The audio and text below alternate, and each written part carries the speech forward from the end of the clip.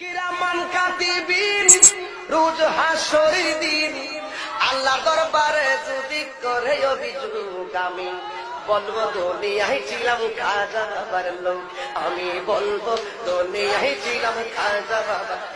হাতে তালি। আসসালামু আলাইকুম ওয়া রাহমাতুল্লাহি ওয়া বারাকাতুহু। বিসমিল্লাহ আলহামদুলিল্লাহ ওয়া সালাতু ওয়া সালামু আলা রাসূলিল্লাহি ওয়া বা'দ।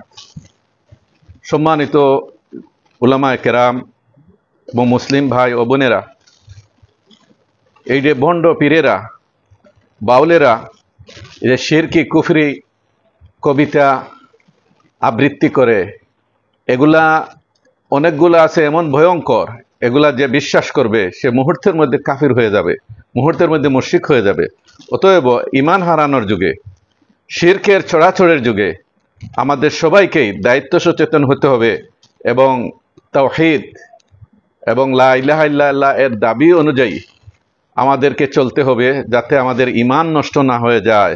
আমরা জানাজার নামাজে বলে থাকি, ওমান তাওয়াফাইতাহু মিন্না ফাতাওয়াফাহু আলাল ঈমান।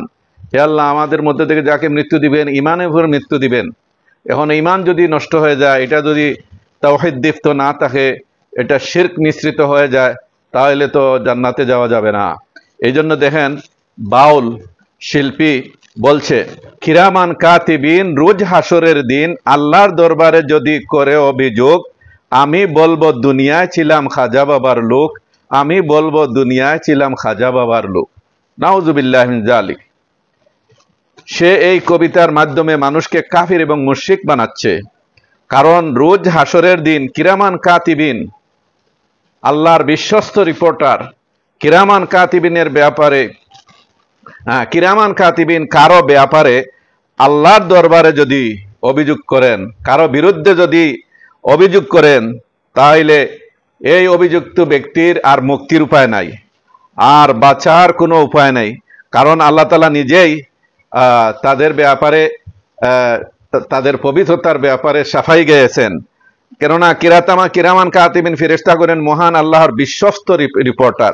কুরআনে কারীমে সূরা ইনফিতারে আছে, কিরামান কাতিবিন ইয়ালামুনা মা তাফআলুন, যে তার সম্মানিত রেকর্ড রিপোর্টার, সম্মানিত রেকর্ড তারা রাইটার, তোমরা যা কিছু করো তারা তা জানেন। তারা কমও লেখেন না, বেশও লেখেন না, যে যা কিছু করে তাই তারা লিপিবদ্ধ করেন। এবং কেউ যদি দুনিয়ায় আল্লাহর লোক না হয়, আল্লাহর নবীর উম্মত না হয়, আল্লাহর ইবাদত গুজার না হয়, কোনো খাজা বাবার যদি ইবাদত গুজার হয়, খাজা বাবার পূজা পাঠ করে তাকে যদি ডাকে, তাইলে সে তো আর কাফির হবেই, সে তো ঈমান হারা হয়েই যাবে। তাছাড়া কিয়ামতের ভয়ঙ্কর দিনে খাজা বাবার লোক বলে দাবি করে মুক্তি পাওয়া যাবে না। এটা আল্লাহর লোক হইতে হবে, আল্লাহর বান্দা হইতে হবে, নবীর উম্মত হইতে হবে, বিশুদ্ধ ঈমানের অধিকারী হইতে হবে। তারা মূলত খাজা মঈনুদ্দিন চিশতি রহিমাহুল্লাহ এর ইবাদত করছে এবং তার পূজা পাঠ করে তারা মুশরিক হয়ে যাচ্ছে। এই জন্যই সুফিবাদ আত্মপরিচয়ের একমাত্র পথ বইয়ের আপনার 234 পৃষ্ঠায় আছে, এবং চতুর্থ অজিফাটি 1000 বার পীরের ধ্যান সহ পড়ুন। অজিফাটি হলো, ইয়া হাসান মঈনুদ্দিন ইয়্যাকা না'বুদু ওয়া ইয়্যাকা নাস্তাঈন। দেখেন আপনি এই 234 পৃষ্ঠায় এই কথাটা রয়েছে। তাইলে খাজা মঈনুদ্দিন চিশতি রহিমাহুল্লাহকে ডেকে বলতেছে, ইয়া খাজা মঈনুদ্দিন ইয়্যাকা না'বুদু ওয়া ইয়্যাকা নাস্তাঈন। পৃথিবীর মুমিন মুসলমানেরা আল্লাহকে বলতেছেন ইয়্যাকা না'বুদু ওয়া ইয়্যাকা নাস্তাঈন, আমরা আপনারও ইবাদত করি, আপনার কাছেই সাহায্য চাই। আর শেখ খাজা মঈনুদ্দিন চিশতিকে ডেকে বলতেছে, আপনারও ইবাদত করি, আপনার কাছেই সাহায্য চাই। তাইলে এইটা কি আর মুমিন থাকলো? সে কি আর মুসলমান থাকলো? সে তো মুশরিক হয়ে গেল, সে তো কাফির হয়ে গেল। নাউজুবিল্লাহ মিন যালিক। সেই আবার বলেছে, এই গায়ক বলতেছে, আল্লাহর দন রাসূলকে দিয়ে গেলেন আল্লাহ গায়েব হয়ে, আর আল্লাহর দন রাসূল খাজা পাইয়া শুইয়া আছে আজমিরে, কেউ ফিরে না খালি হাতে, খাজা তোমার দরবার হতে।